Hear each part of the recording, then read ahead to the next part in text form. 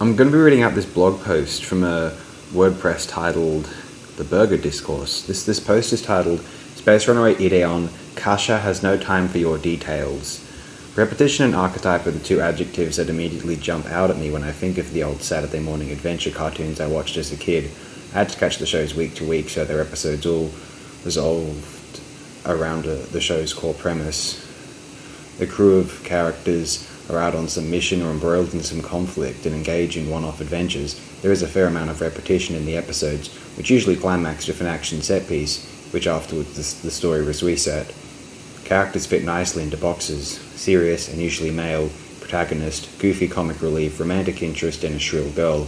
That last character is usually always contentious with the other characters, is the butt of jokes, and is wrong in any given situation. These were shows made for boys, and misogyny was ingrained in us early. These structures allowed me to engage with whatever show I was watching, no matter what the premise was. They also governed my initial impressions of Space Runaway Ideon, an anime from the 80s that at first resembled those Saturday morning adventures.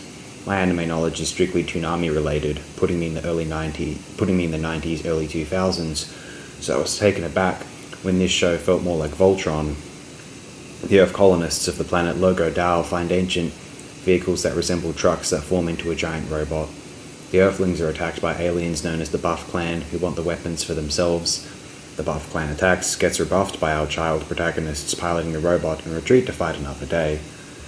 The show eventually becomes so much more than that and really exceeded my expectations. Ideon grapples with national identity, imperialism, and ecological destruction over 39 episodes.